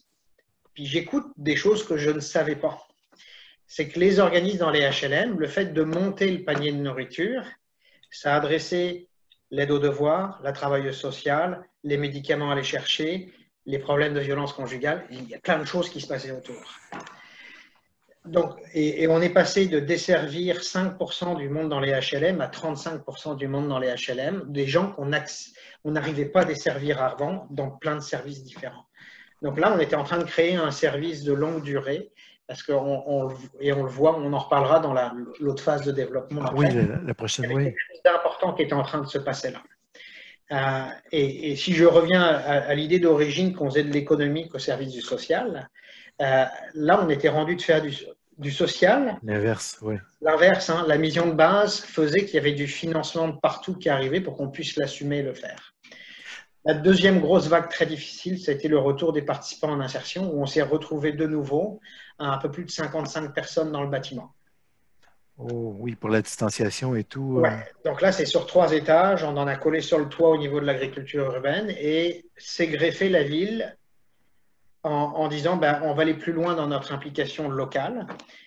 Très, très rapidement, avec l'urbanisme, on a fermé la rue devant, on a implanté un marché public sur la rue devant l'école, décoration, table à pique-nique, barbecue, etc., pour que la communauté à la semaine longue puisse venir s'approprier de nouveau un territoire qui devenait désert. On a redonné un coup de vie, ce qui nous a permis de mettre du monde à nous aussi à l'extérieur pour s'occuper du marché puis accompagner les gens dans leurs besoins. Donc, c'était vraiment s'adapter, s'ajuster continuellement sur une nouvelle réalité. Et je dirais que à bien des égards, on est encore là aujourd'hui. De façon très solidaire. Mais j'aimerais revenir sur lorsque tu disais au début que les gens ne comprenaient pas votre réalité parce que vous aviez perdu énormément. Vous continuez à tenir le fort, mais quand tu dis que les gens ne comprenaient pas votre réalité, est-ce que vous la partagiez ou vous avez dit non, on ne partage pas notre réalité, on est tous dans le pétrin et puis on se relève les manches? Comment ça s'est passé? Quelle attitude vous avez adoptée? Non, là, je dirais que l'organisme a été un bon gars qui dit qu'il a les épaules larges et puis il peut en prendre. Mais ça a été aussi, et je pense que c'est là où il faut accepter quelles sont nos missions de base dans ce qu'on est, et puis de livrer la marchandise parce que c'est ce qui nous est demandé. Mais dans l'absolu, la cuisine collective est un organisme de bienfaisance. Mais depuis des années, dans la professionnalisation qu'elle a fait de ses services par l'entreprise d'insertion, par le service traiteur et toutes ces activités-là, on est un des gros organismes du quartier. Donc, on est de plus en plus considéré comme étant une entreprise d'économie sociale qu'un organisme de bienfaisance. Je pense que ça aurait été extrêmement malvenu au moment où il faut répondre à la commande, de dire on est l'organisme de bienfaisance, puis on est malade aussi, nous. Ça ne fait pas partie de notre façon de gérer les choses. Oui. On a géré entre nous. C'est sûr qu'à l'interne, l'équipe était très consciente des réalités, parce qu'on est très ouvert dans la gestion et la réalité au sein de notre entreprise de qu'est-ce que vit l'organisation. Donc, ils étaient très conscients qu'économiquement, dans l'entreprise, on jouait avec le feu. Mais on y arrive. On y arrive. Oh, félicitations. De nouveau, je me retourne vers Valérie, voir s'il y a des messages. Oui, des commentaires ici. Il y a Audrey qui dit un beau merci encore pour ce que les cuisines collectives ont fait de la part du réseau des maisons oxygènes. Et puis, il y a Carole Lafrance qui dit qu'elle n'a pas de questions, mais que des félicitations. Elle nomme que c'est vraiment extraordinaire ce que les organismes font d'ordinaire, mais que là, en temps de crise, vous vous êtes surpassés, vous êtes géniaux. C'est inspirant de vous entendre. Je suis très d'accord avec ça. Je ferai un petit complément sur ce qu'Audrey vient de dire. C'est qu'en fin de compte, puis ça rentrera dans la sphère suivante du développement après, mais les demandes de tout le monde qui nous ont été faites, comme les maisons oxygènes nous ont fait, la résidence touristique est un lieu qui, pour nous, c'est une activité d'économie sociale, à tourisme social pour des organismes qui financent nos activités de cuisine collective. La façon dont les maisons oxygènes nous ont interpellés nous amène aujourd'hui à nous poser la question, est-ce qu'on utilise la résidence de la bonne façon? Donc on pourra dire sur la phase développement par la suite là-dessus. Bien d'y arriver. Merci Benoît. On va passer maintenant la parole à Annie. Donc, Annie, les apprentissages que oui. moi, je fais en compagnie. Nous aussi, j'aimais bien ce que Benoît disait quand on apprend toujours encore aujourd'hui. C'est sûr qu'on a fait des constats, puis qu'on a trouvé des pistes d'action qu'on a pu mettre à profit là, lors de la première vague. Mais c'est sûr que je pense qu'on va faire encore des apprentissages lors de la deuxième vague, puis on n'a pas trouvé toutes les solutions encore à nos problèmes, parce que c'est sûr qu'on est très à la merci là, des services qu'on doit rendre. C'est-à-dire que si les gens annulent parce qu'ils ont peur, si on n'est pas en mesure de rendre nos services, ça nous fragilise beaucoup. Un constat qu'on a tiré, c'est que la mobilisation de nos ressources humaines sont vraiment très importantes et de faire des mises à pied temporaires, c'est plus une option pour nous parce qu'on se rend compte que les coûts sont trop grands pour l'organisme. Les gens, dès qu'ils s'éloignent du marché, ils se démobilisent, puis c'est pas souhaitable. Alors, c'est sûr que Et puis, c'est pas juste une question des prestations canadiennes d'urgence. Ça va au-delà de ça. Là. Oui, tout à fait. Je pose la question. Oui, tout à fait. Oui, ça va au-delà de ça, c'est sûr. Puis, bon, les gens, quand ils sont dans une situation, ils s'organisent autrement. Puis là, ben, c'est sûr qu'ils peuvent trouver des zones de confort d'une autre façon, puis ben, ils désirent pas revenir. Puis, c'est sûr qu'au fur et à mesure où la crainte collective augmente, ben, eux aussi sont dans cette situation-là. Là. Alors, c'est sûr que là, on met sur pied plus des moyens de pouvoir les garder en emploi. C'est sûr qu'on n'a pas de boule de cristal, qu'on ne sait pas ça va être quoi les conséquences de la deuxième vague sur l'ampleur de nos services, mais c'est sûr qu'on va favoriser de les réaffecter à d'autres tâches, puis essayer de pouvoir peut-être les former plus ou les maintenir en emploi. C'est sûr qu'on a fait beaucoup de constats. C'est un peu comme Delphino là, au niveau opérationnel. Il faut être plus réactif. Puis, je pense qu'on minimisait un petit peu l'importance de la technologie chez nous. Souvent, comme au BNL, on ne veut pas trop dépenser, alors nos ordinateurs, on les garde longtemps. On n'est peut-être pas toujours à la page au niveau technologique, mais là, on s'est rendu compte que c'est vraiment très important parce que quand on a besoin de travailler de la maison du jour au lendemain, bien, ça prend des outils qui sont performants. Ça a beaucoup d'impact sur la performance. On a fait beaucoup de constats avec le télétravail aussi. C'est sûr qu'au niveau de la performance, c'est pas aussi performant de travailler à domicile, mais on a quand même trouvé une vitesse de croisière là, qui nous permet de fonctionner comme ça. En passant par curiosité, je te demande pourquoi c'est pas aussi performant de travailler de la maison. Puis je te pose la question parce que beaucoup d'organisations que j'ai l'occasion d'accompagner me disent que les gens sont plus performants à la maison côté productivité parce qu'ils ne sont pas dérangés puis leurs documents se font de la moitié du temps, etc. Alors, pourquoi vous, de votre côté, c'est le contraire? Bien, moi, je pense que ça dépend vraiment des tâches qu'on a à faire. Puis quand on travaille vraiment dans un contexte opérationnel où on gère des opérations, qu'on est habitué de gérer en équipe, puis on est chacun chez soi, ben c'est plus l'aspect spontanéité là, qui est pas là. Alors, tu sais, souvent, nous, nos préposés à l'affectation, ben ils affectent du personnel. Est-ce que tu as quelqu'un disponible? Ils se parlent beaucoup, ils travaillent dans la même salle. Là, chacun à domicile, c'est beaucoup moins rapide. Il faut qu'il s'appelle, Alors, le délai de réponse est plus long. Alors, c'est beaucoup au niveau de la spontanéité puis la gestion des opérations. C'est certain que quand il y a des travaux plus de développement ou à faire, ben ça travaille mieux en toute tranquillité, là. Mais c'est vraiment ce volet-là. Puis comme ben, le cœur de notre activité, c'est les opérations, ben, ça fait que c'est moins performant. Là, avec la gestion humaine des ressources. Oui, c'est ce côté-là, le côté humain. Je comprends mieux maintenant. OK. C'est sûr que nous, dans l'encadrement de nos préposés, on les voit aussi une fois par semaine. Alors, tu sais, à domicile, ben, ça implique qu'il faut donner un rendez-vous. Fait que c'est moins fluide un petit peu là, au niveau de ces procédures-là. Un autre constat aussi, d'ailleurs, un constat qu'on a fait lors de la première vague, c'est que rapidement, on a mis toutes nos ressources humaines à pied.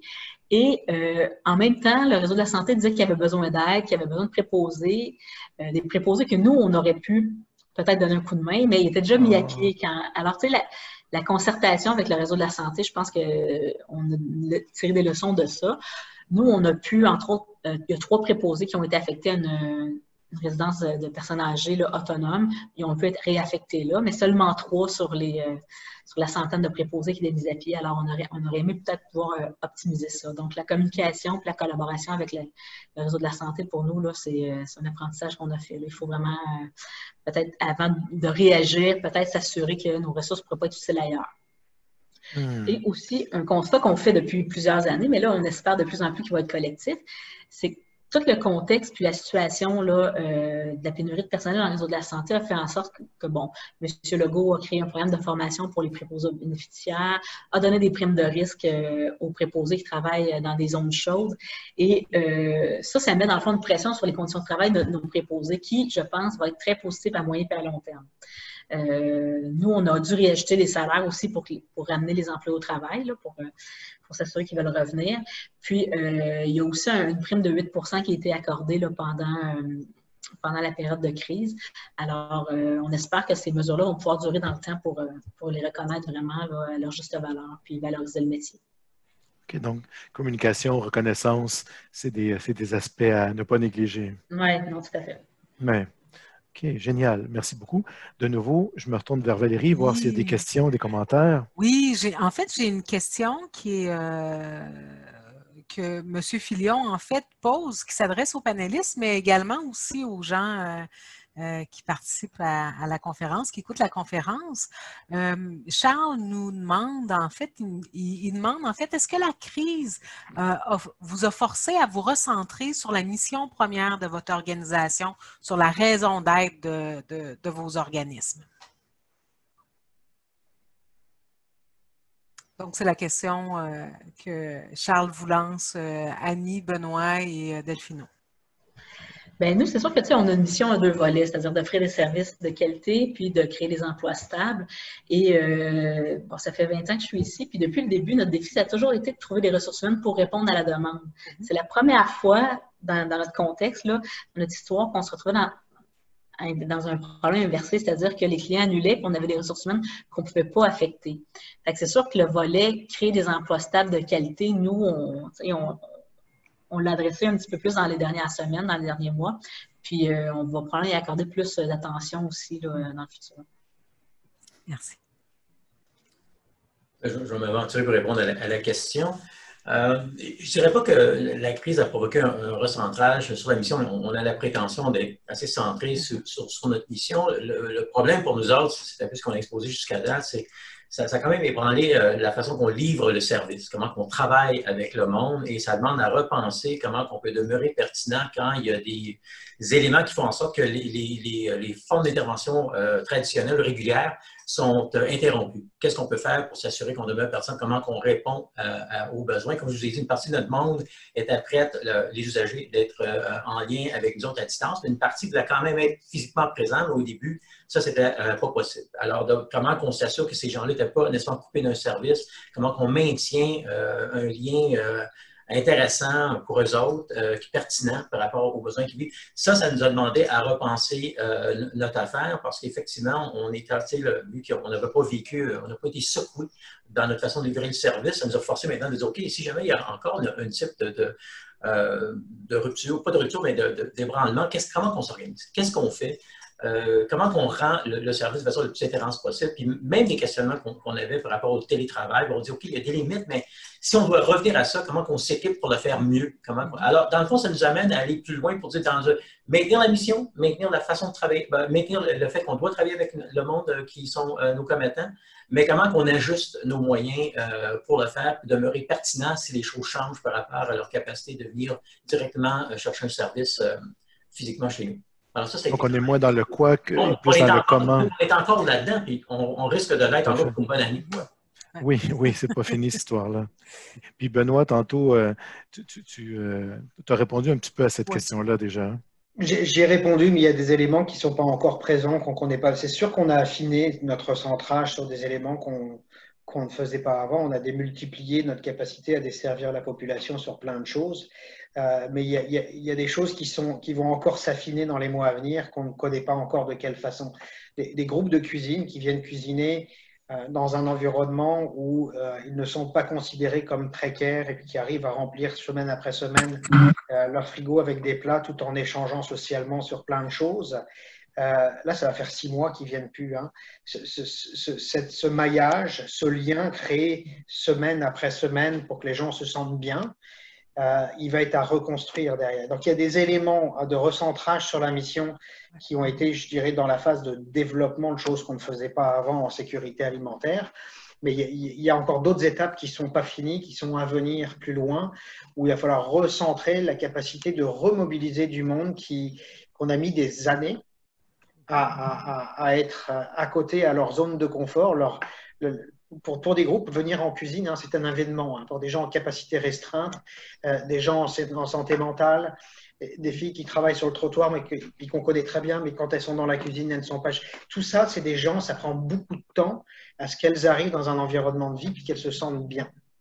6 mois sans présence, c'est un travail énorme à reconstruire. Oui, il y a une rupture. Oui.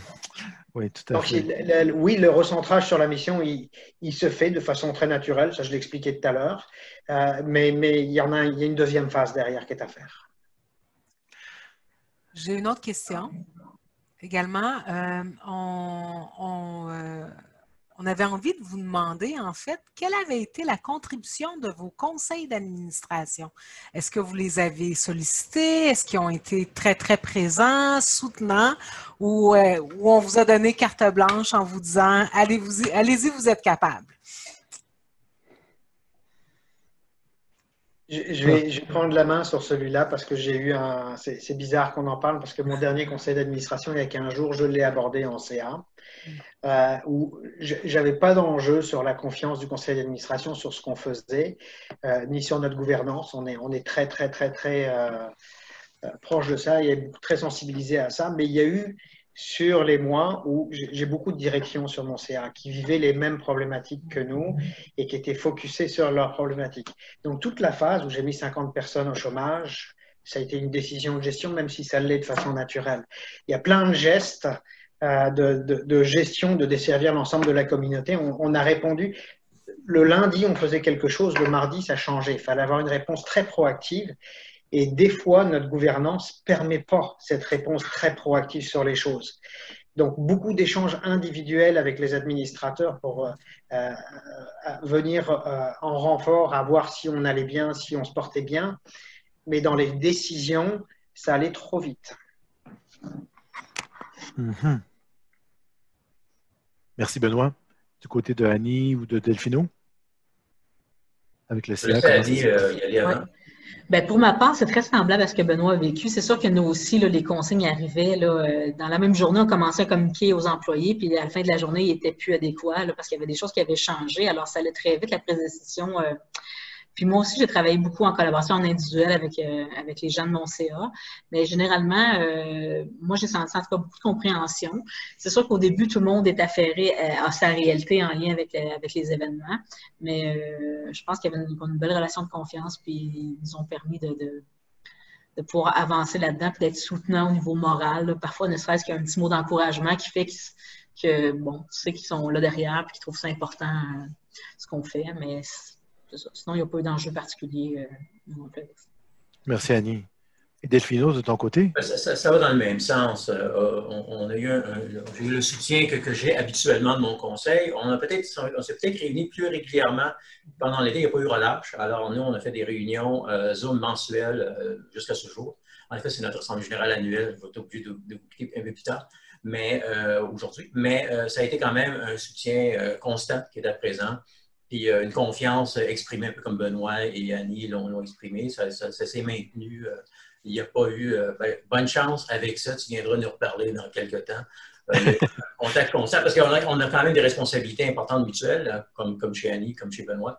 Alors, le conseil voulait quand même être au fait de l'ensemble des choses. Alors oui, ça a été pour nous autres, comme les deux autres, c'est business as usual.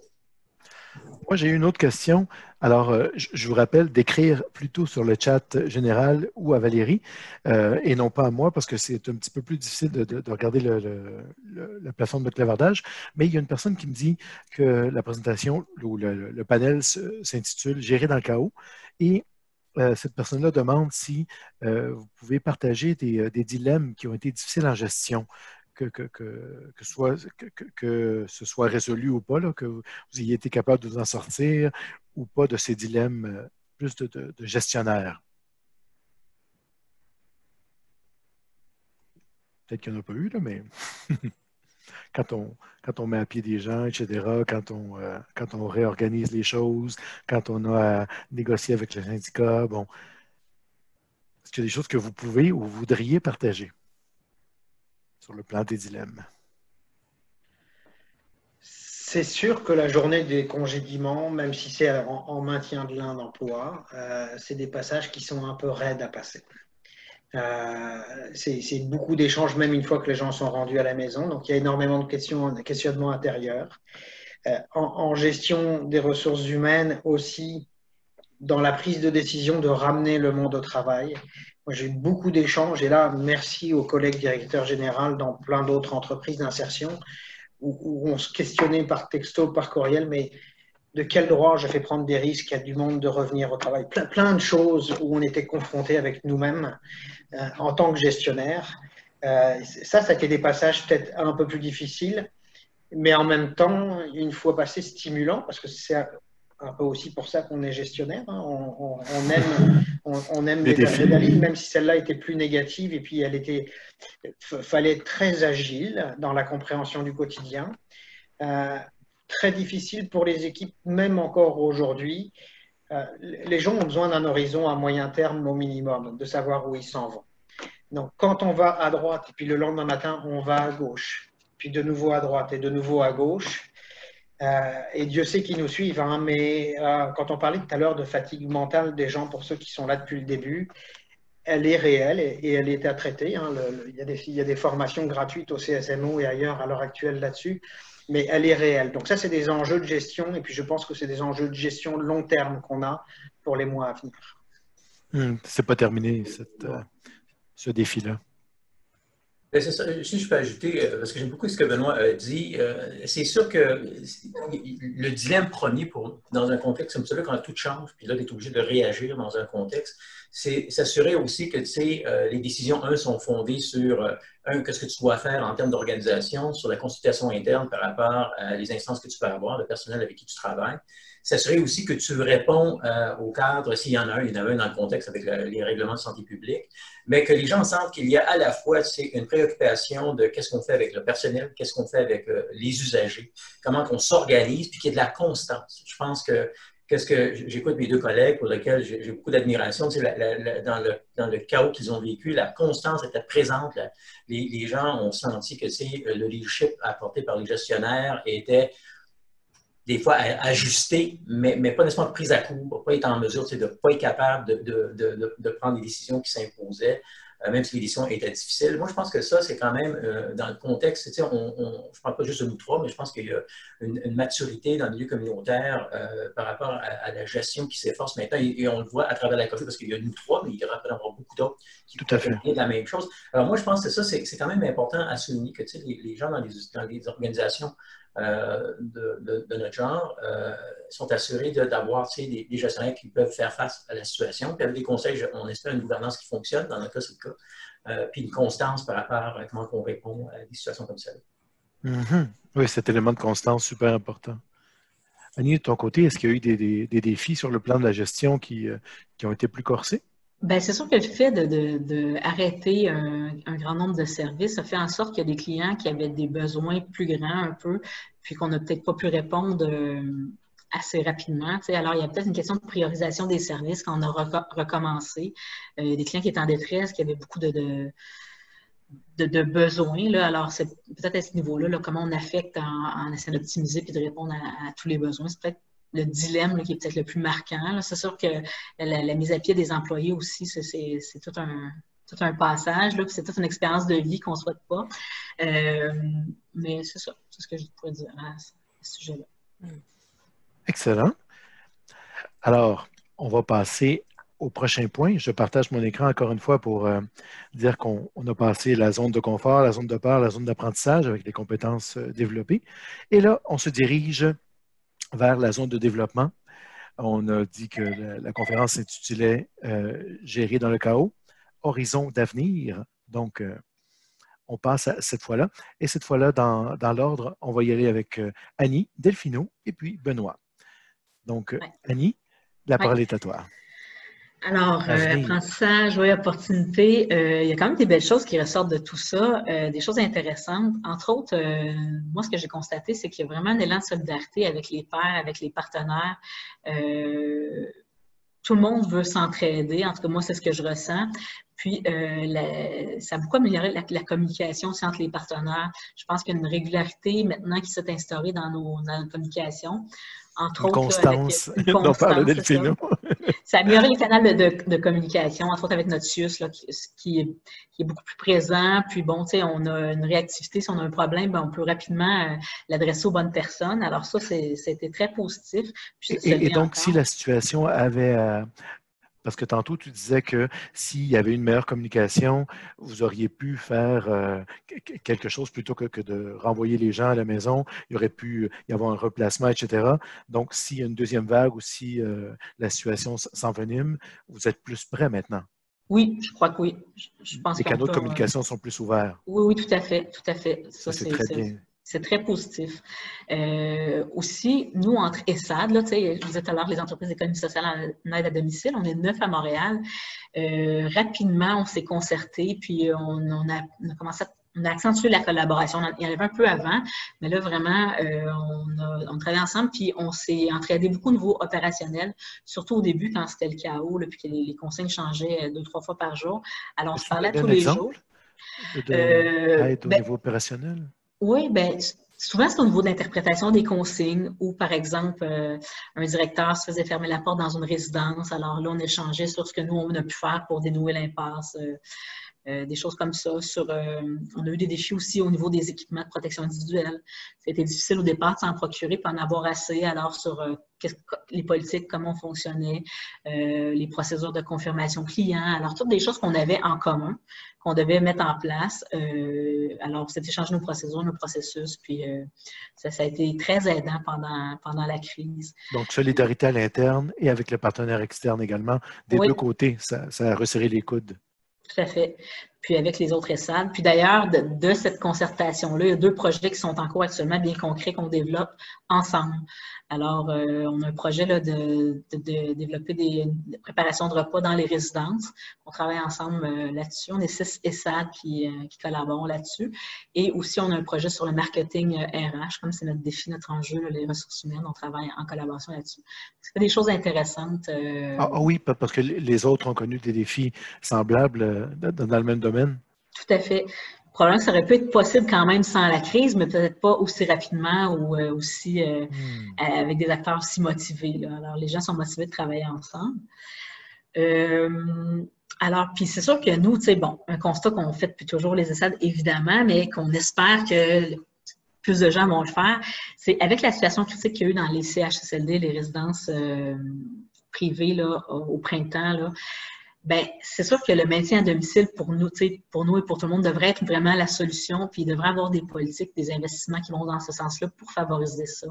Nous, on le sait depuis toujours, puis on essaie de le dire, là, mais je pense que la crise vient renforcer ce point-là, puis ça illustre vraiment comment c'est important de pouvoir laisser les gens le plus longtemps possible dans leur milieu de vie. Il y a beaucoup d'avantages, là. En plus que ce soit le souhait des gens, bien, il y a une économie de coûts, mais aussi, là, quand il y a des problèmes de santé publique comme ça, bien, nous, on voit ça comme une solution à ce problème-là.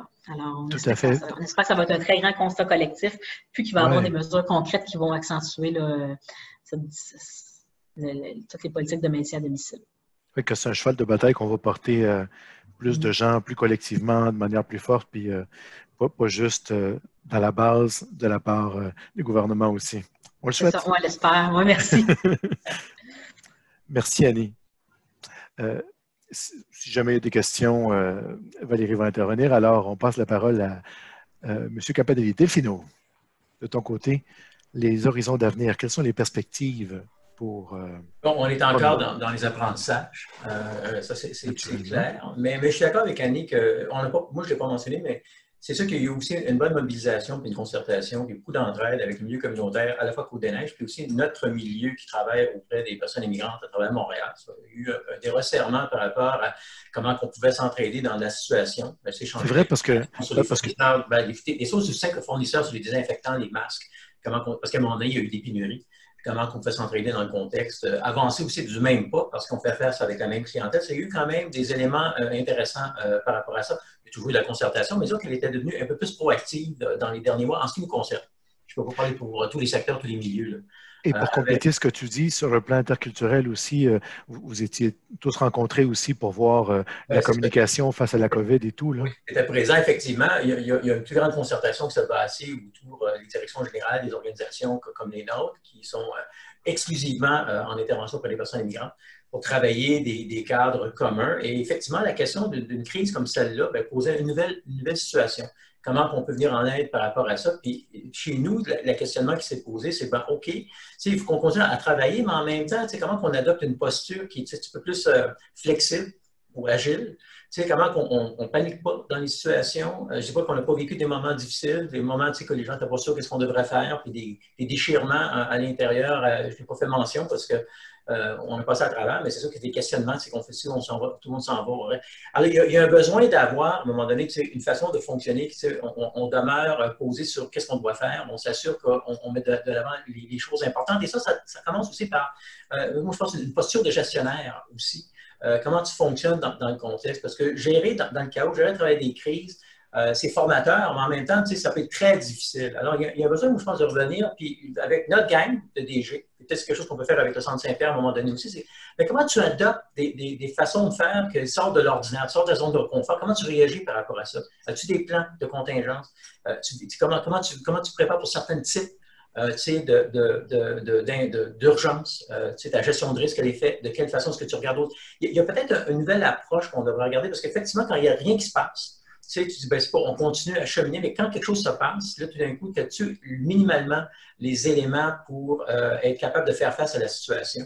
Puis comment tu prépares le monde à ça, même si ça n'arrive pas tous les jours, tu comprends-tu? Puis en même temps, ça soit un réflexe organisationnel, mais en même temps qui ne fait pas que tout le monde est sur le bord de la panique constamment. Ça peut être intéressant, ça, comme nouvelle posture de gestion dans notre milieu à nous. Je ne sais pas que d'autres milieux ne le font pas, mais ça peut être intéressant de regarder. Alors moi, ce serait peut-être ça que je regarderais à l'horizon, pour voir, parce qu'il y a toutes sortes de crises potentielles. Les gens se préparent pour des crises d'incendie, se préparent pour toutes sortes d'éléments, mais ça peut être intéressant d'avoir une posture par rapport à ça qui vient un peu mettre les situations, nous ébranler dans notre façon de faire. Je ne penserais pas que ça va être la dernière fois que ça va se passer. Malheureusement, non. Oui, c'est ça. Pas que ça va venir à toutes les fois, mais je pense qu'il y a besoin d'être plus flexible peut-être les gens le sont beaucoup plus que moi, mais moi, je pense que chez nous, c'était un peu ça. Il faut qu'on adopte cette vision-là un petit peu plus et pour être en mesure de plus capable de façon fluide de dealer avec les situations difficiles qui arrivent devant nous. Ouais. Tu me tends une perche, Delphino.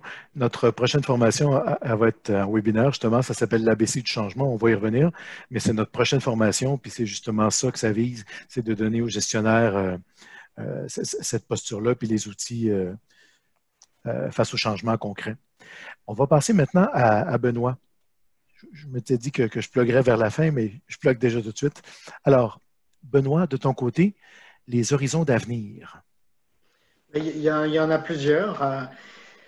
Il y en a qui sont déjà en marche et puis il y en a qui sont à venir. Donc, il y a toute la notion de repenser l'activité commerciale de la corporation pour penser argent, pensons argent. Donc, il y a déjà une épicerie qu'on est en train d'ouvrir qui, sur la semaine et demie prochaine, est en train de passer en ligne. Donc, on va être les concurrents de l'OFA à court terme. Non, je plaisante, mais de la viande aux fruits, légumes, épicerie en vrac, tout ça va être en ligne à partir de la semaine prochaine. Repenser notre service traiteur, c'est quelque chose qui s'est fait. On a réduit énormément l'éventail de l'offre de service traiteur pour deux raisons. Un, parce que c'était ingérable, il n'y avait pas de commandes et puis il y en a encore très peu à l'heure actuelle. Mais comment garder la même qualité puis les différents choix de buffet ou boîte à lunch en bénéficiant de ce qu'on a vécu pendant la période de crise, ou pour l'entreprise d'insertion, à avoir, ça paraît aberrant, mais à 2000, 3000, 4000, 5000 plats à produire pour la semaine, c'est quelque chose de linéaire.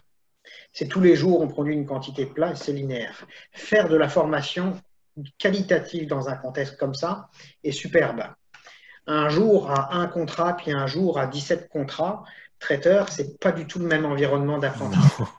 Donc, le développement des habiletés, autant de nos formateurs que des apprenants en entreprise d'insertion, on a vu plein de choses extrêmement intéressantes dans la revisite de notre manuel de formation et puis de notre approche de formation. C'est venu jouer dans le traiteur. La CSN, on verra le redéploiement des services alimentaires à la CSN, mais c'est un jour on ouvre, un jour on ne rouvre pas tout de suite. C'est très insécure. L'autre élément de développement majeur qui s'en vient, ça fait à peu près 2 ans qu'on travaille sur le développement d'une ferme agricole dans l'est de Montréal. Oh, wow. Une ferme avec des serres d'un peu plus de 200 000 pieds carrés. C'est en cours de travail administratif tout de suite. Mais on a, sur la période Covid, démontré l'implantation pérenne, constante d'un réseau de distribution à 20 organismes communautaires. C'est pas banal et il est encore actif 6 mois plus tard. Donc, on démontre que cette ferme agricole qui a pour vocation d'avoir à peu près 60% des produits à prix coûtant pour les HLM on démontre déjà à l'heure actuelle que le réseau de distribution qu'on prévoyait il y a 2 ans avoir pour ça, il est déjà existant. Donc grâce à la crise, les gens se sont mobilisés et le réseau existe. Ouais. Donc, on y va, on fonce là-dedans. D'autres choses qu'on voit arriver qui sont je dirais plus des éléments de maturité dans nos collaborations. On parlait du réseau de distribution, mais avec plusieurs organismes pour répondre aux besoins de la ville. On a desservi vous avez largement entendu parler dans les médias, les points des itinérants en ville pour les fournir en alimentation. Et ça s'est centralisé vers un collectif qui s'appelle la Cantine pour tous, qui est devenu le communicant avec la ville. Donc là, on a un rapport de réponse à des appels d'intérêt avec la ville sur des offres de services beaucoup plus larges, avec un interlocuteur qui est clair et puis qui sait comment communiquer avec la ville sur ces choses-là. Donc, il y a plein d'éléments de cheminement puis de progression qui sont intéressants, autant sur l'aspect communautaire que sur l'aspect d'économie sociale. Et puis, il reste cette phase-là, la phase de développement de comment on réintègre les groupes de cuisine collective. Ça va être un gros enjeu pour les années à venir, pour ne pas dire les mois. Puis on s'est quand même beaucoup repositionné. D'une cuisine collective, on fait de plus en plus de choses.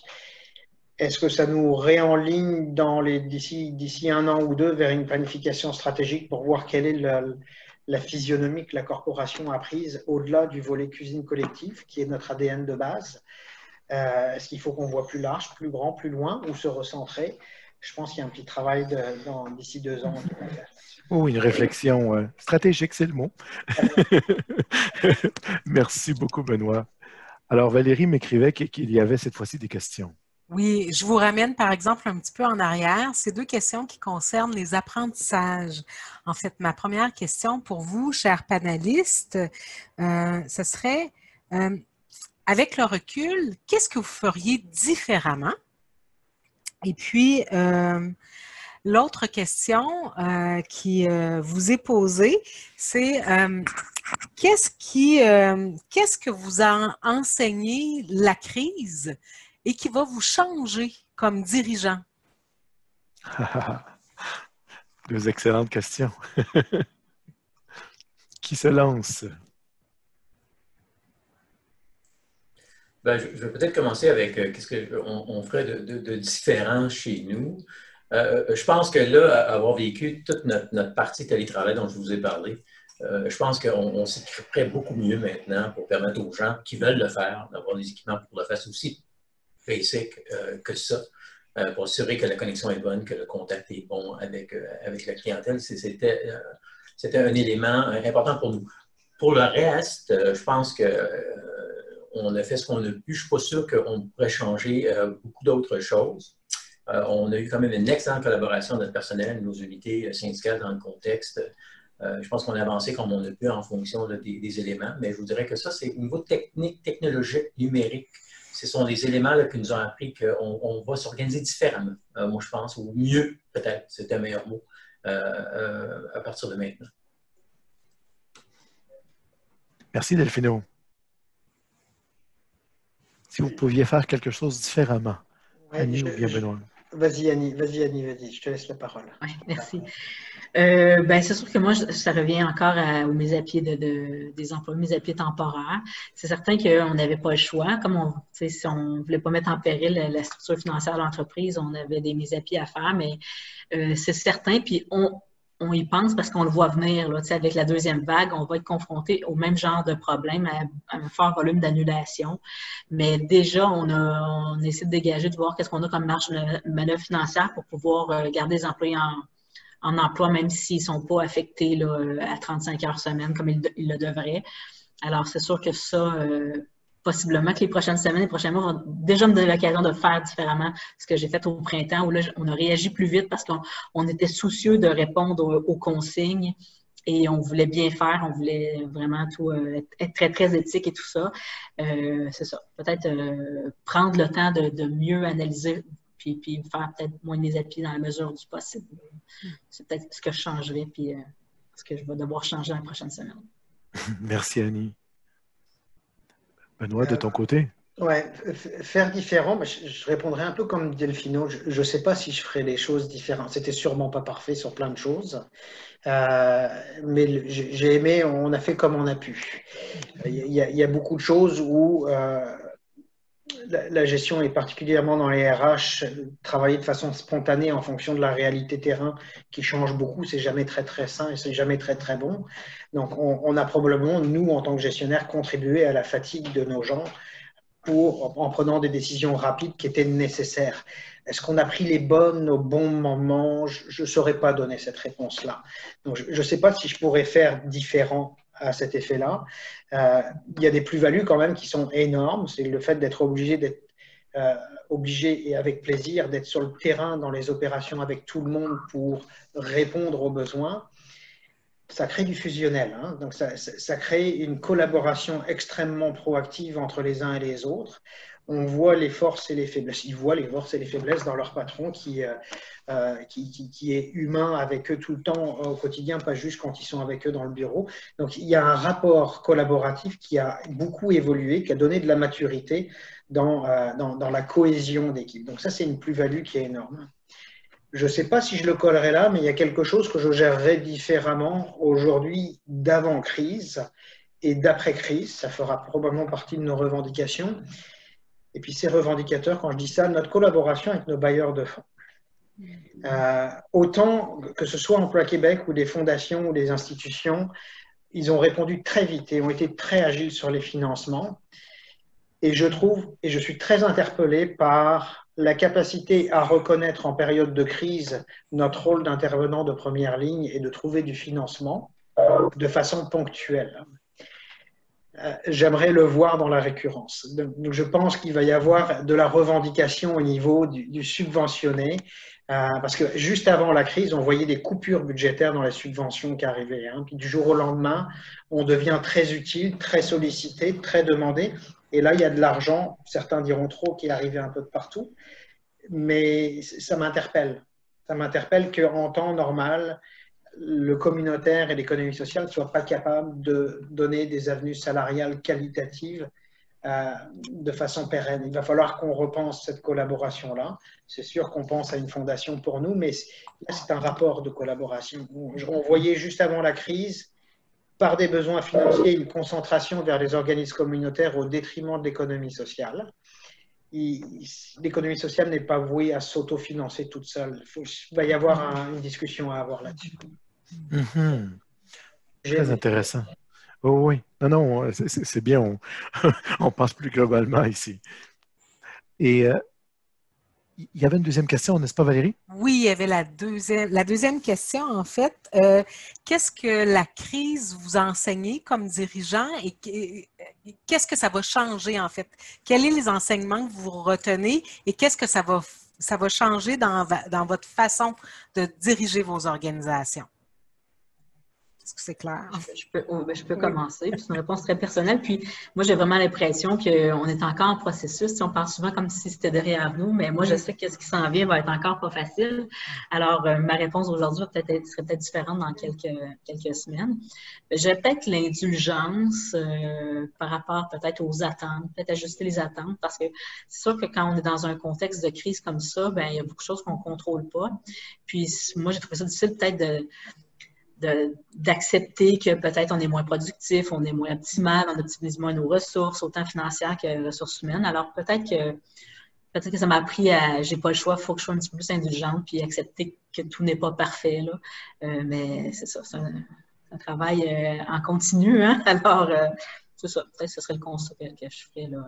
J'ai entendu à plusieurs reprises faire de notre mieux pendant ce panel-ci. Ouais. Alors, on revient avec ça. Tu fais bien de le ramener, Annie. Ouais. C'est une question très humble, mais très réaliste. Il faut toujours se dire que quand on fait notre possible, c'est déjà beaucoup. Hein? C'est ça qu'il ne faut pas oublier. Notre gros possible, c'est déjà pas mal. Alors, puis si chacun fait son gros possible avec, de manière solidaire, ces gros possibles-là sont bien plus gros qu'un seul personnage qui est productif. Tout à fait. Merci, Annie. De votre côté, Ben, écoute, comme elle dit, je pense que c'est personnel à nous tous, mais je pense qu'elle touche un bon point. Dans le fond, on est effectivement là pour s'assurer que nos trucs fonctionnent bien, qu'on livre la marchandise aux personnes qui viennent solliciter nos services et qui en ont besoin, évidemment.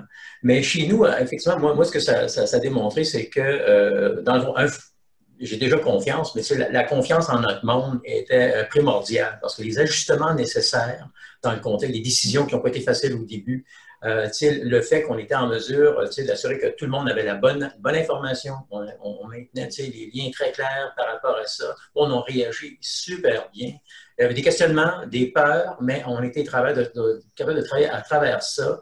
Alors, ça a démontré effectivement que, une approche constante avec notre monde, une consultation directe, assurer que le monde comprenait les décisions qu'on prenait, puis la confiance qu'on peut faire dans ce contexte-là, où c'est réel, hein, tu essaies de t'ajuster dans le contexte. Chez nous, ça a été, tu vas me dire, ouais, ben c'est évident. Ouais, mais tu sais, ça prend des fois des moments aigus pour démontrer que les choses sont supposément évidentes, mais qui deviennent à la surface, puis dire, oui, effectivement, il faut continuer comme ça, malgré peut-être les éléments. Il faut être indulgent sur certaines choses, je suis d'accord, parce que ça n'opère pas nécessairement comme on voudrait, mais la confiance est exprimée, a fait en sorte que, nous autres, on est capable de maintenir tout notre monde, le monde a réagi à nos affaires, ils ont vu les compromis qui étaient possibles à faire, puis les soutiens qu'on a pu donner dans le contexte, les informations demeuraient très claires. Moi, ça me confirme que cette approche-là, on va la maintenir d'une façon beaucoup plus évidente, parce qu'on a quand même des structures à l'interne qui sont un peu différentes de d'autres, à travers nos équipes de gestion, puis même nos gestionnaires qui ont été très, très présents par rapport à toute la crise, étaient présents sur place. Alors, ces éléments-là, je pense qu'on va maintenir ça, cette approche proactive, axée sur notre monde plus chez nous. Vous allez me dire, tout le monde doit faire ça, effectivement, mais chez nous, c'était très soutenu. Alors, voilà. Donc, proactivité, confiance, puis aussi, comme on dit souvent dans l'interculturel, rendre l'implicite explicite, être capable de nommer les choses qui se font parce qu'il y a plein de choses qui sont invisibles aux yeux de tout le monde. Oui, parce que quand on a lancé l'appel du retour, hein, on avait une crainte qu'il y aurait une partie du monde qui aurait plus peur. À part d'une personne qui avait une problématique de santé, ça a été une réponse quasi unanime du retour, de faire l'effort nécessaire. On était super fiers, super contents de la décision que le monde avait prise avec nous. Là. Génial. Merci Delphino. Et Benoît, finalement. J'aime beaucoup de ce qu'Annie a dit au niveau d'aller moins vite. Le rythme peut baisser un petit peu. Je dirais de façon personnelle, je dirais peut-être que le cordonnier mal chaussé va éteindre un peu plus tôt l'ordinateur le soir à la maison pour profiter des enfants. On aura apporté ça, c'est de dire stop, je m'occupe des autres aussi, des miens. Mais oui, la notion qu'on n'est pas en contrôle de ce qui est en train de nous arriver, l'impuissance sur un contexte sociétal général fait que c'est correct de ne pas avoir toute l'information pour cheminer. Il y a des choses qui peuvent attendre demain, il y a des choses qu'on ne saura qu'après-demain. Et puis on peut avancer, il y a une partie à l'aveugle, mais on n'est pas obligé de connaître tout pour pouvoir avancer. Et puis on peut avancer un petit peu moins vite. Donc ça c'est des acceptations, moi, que j'ai vu venir dans les semaines et les mois passés. Je ne savais pas que la notion du travail ne nécessitait pas de tout le temps avoir une attente de rentabilité vis-à-vis de moi-même et vis-à-vis des autres. Il y en a un qui est fatigué, rentre à la maison, tu vas être payé, mais prends ta journée, va souffler. L'approche au niveau du confort individuel se visite de façon différente. Donc, j'apprends beaucoup sur puis la communication. Là, je l'ai entendu chez Delphino et Annie. La communication change beaucoup. Le fait de devoir, par nécessité pour nous, puis pour eux, de donner une explication aux décisions ponctuelles de tous les jours, je crois que c'est peut-être nous qui étions en retard sur les besoins de nos employés il y a quelques années en arrière, mais c'est aussi un modèle de gestion qui est nécessaire aujourd'hui. Ils ont besoin d'une communication beaucoup plus ouverte et puis d'être des décideurs à l'intérieur de ces communications-là aussi. Oui, puis de manière constante, comme disait Delphino tantôt, cette communication. Excellent. Wow, on va loin. J'adore. Merci beaucoup. Donc, je repasse la parole à Valérie. Est-ce qu'il y a eu d'autres questions ou commentaires par rapport à... Toujours pas de questions ou de commentaires. N'hésitez pas à m'écrire. quels ont été vos apprentissages et puis qu'est-ce que vous feriez différemment? Ça serait intéressant d'avoir votre point de vue, chères personnes qui écoutez cette conférence fascinante-là. Donc, en attendant qu'il y ait des gens qui ont des questions ou des commentaires ou peu importe, ou même si vous trois vous en avez, on vous remercie encore une fois Delphino Campanelli de Promis, Annie Flagel de Plumeau, Chiffon et compagnie et Benoît de Perlongue de la cuisine collective Hochelaga Maisonneuve. Puis, j'en profite pendant que les gens peut-être pensent à des questions pour vous parler des activités à venir rapidement. Ça va peut-être vous inspirer des questions aussi. Donc, la première, comme tu disais Delphino tantôt, peut-être qu'avec le Centre Saint-Pierre, on peut aller plus loin. Il y a l'ABC du changement, de la gestion du changement. Donc, ça s'en vient. C'est 3 webinaires qui vont se passer le vendredi 2, 9 et 30 octobre de 10h à midi. Le premier, c'est les cadres théoriques avec les grilles de lecture en gestion du changement, l'ensemble des cadres c'est ça, des grilles de lecture. Le deuxième webinaire, c'est davantage sur les stratégies individuelles, collectives ou bien les méta-stratégies. Et finalement, la troisième, c'est on va vous demander d'appliquer et on va revenir avec quelque chose de plus critique, je dirais, sur ces approches-là. L'autre nouveauté, c'est le télétravail, ses conditions gagnantes avec nos 2 nouvelles recrues dans l'équipe des formateurs, donc Daniel Filion et Alexis Bascou. Encore une fois, c'est une formation à distance le mercredi 7 octobre. Et finalement, cette fois-ci, c'est avec Valérie. C'est un panel, donc sur... peut-être que tu peux en parler, Valérie, vu que tu es là. Ben oui. En fait, c'est un panel qui va parler de l'engagement, du sens de l'engagement chez les jeunes. En fait, les jeunes, je suis contente, je fais encore partie des jeunes, j'ai moins de 45 ans. Donc, chez les jeunes, quel sens ça prend? Donc, 3 panélistes qui vont être avec nous. Louis Couillard de Greenpeace, Madame Carminda McLaurin qui travaille à Catalyso, donc c'est un organisme qui œuvre à l'international, et Marilyn Brunet qui est à Centraide Montréal. Donc, l'idée, c'est d'avoir une discussion avec eux sur leurs assises, leurs perspectives d'avenir. Est-ce qu'une conversation intime, c'est quoi qui les a inspirés? Quel est le moment déclencheur? Donc, voir quel sens ça prend l'engagement quand on est jeune, d'autant plus avec l'ère numérique qu'on vit et l'idée qu'on dit que on est de plus en plus déconnecté, individualiste. Donc, comment on fait pour s'engager dans des grandes causes, des causes qui nous dépassent souvent? Excellent. Merci, Valérie. Donc, avant de dire le mot final, oui. Est-ce qu'il y a des questions, commentaires, puis incluant de votre part, Benoît, Annie, Delphino? Un grand merci pour l'invitation. Je me suis senti privilégié. Merci beaucoup. Merci beaucoup. Merci à vous. C'est bon, merci beaucoup. Merci à vous. Moi, je me permets question. Oui. J'ai une dernière question avant de te laisser le mot de la fin. En fait, on voulait savoir, est-ce qu'il y a des gens ou des organisations qui vous ont inspiré durant cette crise-là, dans des moments de fond de baril? Quelle lecture, quelle personne, qu'est-ce que vous avez entendu? Quelle organisation vous a fait remonter la pente?